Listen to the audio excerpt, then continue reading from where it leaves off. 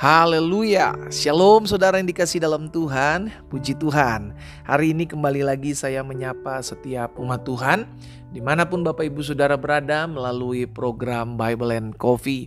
Saudara yang dikasih dalam Tuhan, melalui program ini saya kembali mengajak setiap kita umat Tuhan untuk sama-sama tertanam dalam kebenaran firman Tuhan. Karena kita percaya dunia di mana kita hidup bukanlah dunia yang mudah untuk kita jalani, karena ada begitu banyak tekanan, begitu banyak badai hidup, begitu banyak masalah yang seringkali datang menghampiri orang percaya.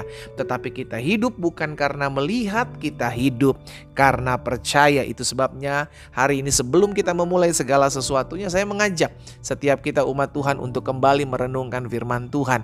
Karena ketika kita merenungkan firman Tuhan, kita dapatkan kekuatan yang baru untuk menjalani hari-hari hidup kita. Dan saya juga mengajak setiap umat Tuhan yang sudah diberkati melalui program Bible and Coffee ini, jika saudara diberkati, bagikan kembali berkat yang saudara terima, sehingga pada akhirnya ada banyak umat Tuhan juga boleh mengalami berkat kekuatan, berkat sukacita, berkat pengharapan yang kita dapati melalui program ini ya. Kita berdoa, kita datang kepada Tuhan. Bapa, terima kasih buat kasih setiamu, buat anugerahmu dalam kehidupan kami.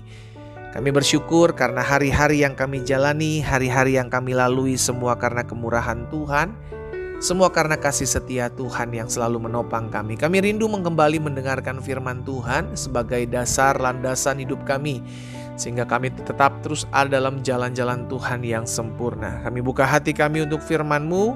Di dalam nama Tuhan Yesus Kristus kami berdoa. Haleluya.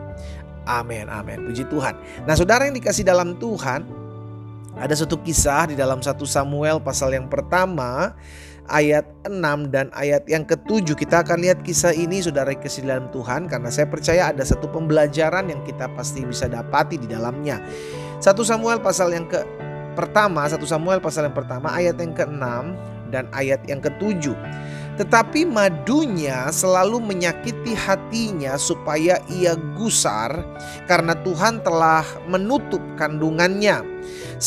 Sehingga ayat 7, demikian terjadi dari tahun ke tahun, setiap kali Hana pergi ke rumah Tuhan, Penina menyakiti hati Hana sehingga ia menangis dan tidak mau makan. Jadi saudara dikasih dalam Tuhan, Hana ini punya saingan begitu ya kan, karena suaminya memiliki dua istri. Yang pertama adalah Penina, yang kedua adalah Hana. Dan Hana dan Penina ini bersaing untuk mendapatkan anak. Tetapi sayangnya Alkitab katakan Hana belum dipercayakan Tuhan untuk memiliki keturunan, karena keturunannya adalah Samuel ya, nabi Tuhan yang besar, yang dahsyat, yang dipakai Tuhan. Nah, jadi ketika Penina ini, Hana ini, mereka sedang beribadah bersama-sama dengan suaminya, maka Penina selalu membuli Hana. Penina selalu menyakiti hati Hana. Ya mungkin kira-kira dia kayak gak punya anak, kasihan deh lo, kasihan deh, kira-kira seperti itu saudara. Lalu hati Hana sebagai seorang wanita itu sakit hati sekali ya, ia kecewa sekali. Masalahnya setiap kali pergi ke rumah Tuhan, Alkitab katakan tahun demi tahun Hana pergi ke rumah Tuhan dan Penina selalu menyakiti hatinya, sehingga ia menangis, ia tidak mau makan, ia sedih. Dan tahukah saudara apa yang dilakukan Hana? Apa yang dilakukan Hana di ayat 10? Alkitab mencatat begini, di ayat 10 dari 1 Samuel pasal yang pertama ini. Dengan pedih hati dan dengan menangis ia berdoa kepada Tuhan sambil menangis terseduh-seduh. Hana tidak membalas perlakuan Penina karena memang Hana lemah. Dia tahu memang dia belum dipercayakan Tuhan untuk memiliki anak, belum memiliki keturunan. Tetapi Hana belajar untuk membawa semuanya itu kepada Tuhan. Pesan firman Tuhan hari ini adalah jangan engkau membalas, tetapi berdoalah. Saya mengajak setiap kita umat Tuhan, jika hari-hari ini engkau sedang ditindas, hari-hari ini engkau sedang dirugikan, hari-hari ini engkau sedang dihina, hari-hari ini engkau mengalami bullying, saudara dikasih dalam Tuhan, berdoa. Karena itu yang Tuhan ajarkan buat hidup kita. Dalam Matius pasal 5 ayat 44. Matius pasal 5 ayat 44, Yesus mengajarkan kepada kita, tetapi aku berkata kepadamu, kasihilah musuhmu, berdoalah bagi mereka yang menganiaya kamu. Kekuatan orang percaya bukan membalas yang jahat dengan yang jahat.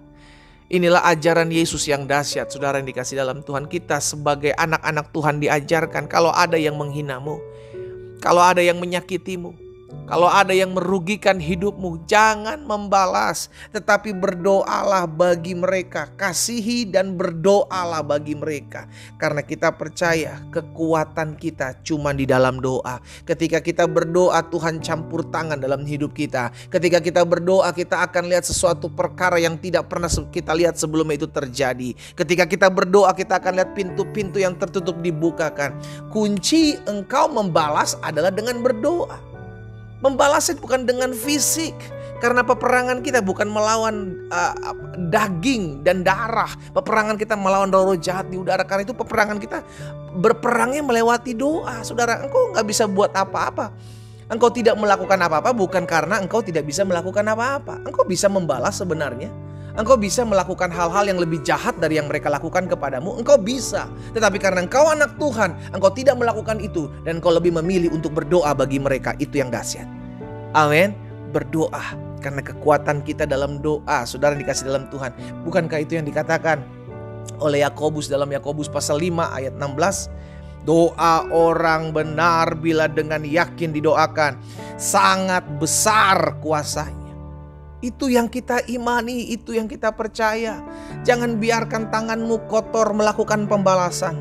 Tetapi biarlah engkau naikkan doamu kepada Tuhan. Dan biarlah Tuhan yang berperkara dalam kehidupanmu. Karena kita gak pernah tahu, saudaraku. Kadang ada hal-hal yang memang Tuhan izinkan terjadi untuk mendewasakan kita. Kita gak pernah tahu, kadang ada hal-hal yang memang Tuhan izinkan terjadi. Ternyata dibalik semuanya itu untuk mempromosikan hidup kita. Contoh Yusuf. Makanya jangan pernah membalas, jangan pernah membalas. Kalaupun kau membalas, balaslah dengan doamu. Bukan untuk mengutuki mereka, tetapi mengampuni mereka, berdoa bagi mereka. Karena pembalasan itu adalah milik Tuhan. Ini yang dikatakan juga oleh Amsal. Pasal 15 ayat 29. Coba kita lihat.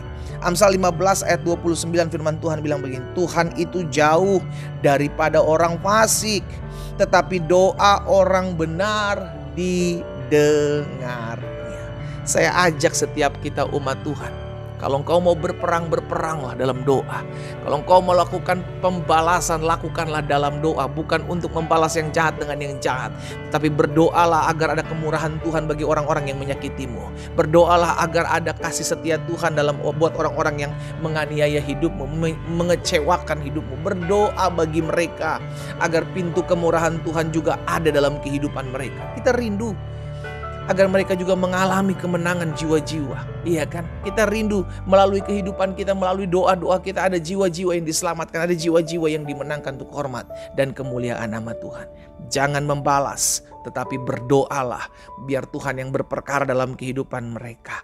Kita berdoa, kita datang kepada Tuhan. Bapa, hari ini kami mendapatkan suatu pewahyuan, kami mendapatkan suatu amanat, kami mendapatkan suatu tuntunan untuk kami menjalani hari-hari hidup kami. Ada kala dalam kami mengiring Tuhan, tekanan hidup menghampiri hidup kami. Orang-orang dipakai oleh setan, dipakai oleh roh jahat untuk mengintimidasi kami, untuk melemahkan iman kami, untuk membuat kami down dan untuk membuat hati kami tidak damai. Tetapi hari ini kami diingatkan bahwa kami terpanggil untuk berdoa karena kami tahu doa orang benar bila dengan yakin doa akan sangat besar kuasanya. Itu sebabnya biarlah kami terus berdoa buat orang-orang yang menyakiti kami. Kami berdoa buat orang-orang yang mengecewakan hidup kami. Kami menyakiti orang-orang yang pernah mengkhianati kami. Kami berdoa bagi mereka di dalam nama Tuhan Yesus. Sehingga kami berdoa karena kami percaya Tuhan sendiri yang akan menjamah dan melawat setiap mereka dimanapun mereka berada. Terima kasih Tuhan Yesus, berkati setiap umat Tuhan agar setiap kami tetap terus hidup dalam doa karena kami tahu doa kami didengar oleh Tuhan. Hamba juga berdoa buat yang sakit karena hamba percaya disampaikan firman disembuhkan mereka. Tuhan pulihkan baik sakit jasmani maupun sakit dalam rohani mereka. Tuhan jamah dalam nama Yesus sehingga mereka mengalami pemulihan, mereka mengalami kesembuhan yang datang daripada Tuhan. Di dalam nama Yesus Kristus Tuhan kami berdoa. Haleluya. Amin. Kita nikmati kopi kita saudara. Haleluya. Jangan membalas, tetapi berdoalah. Karena kita tahu dengan kita berdoa, Tuhan yang akan turun tangan gantikan kita. Tuhan Yesus memberkati kita.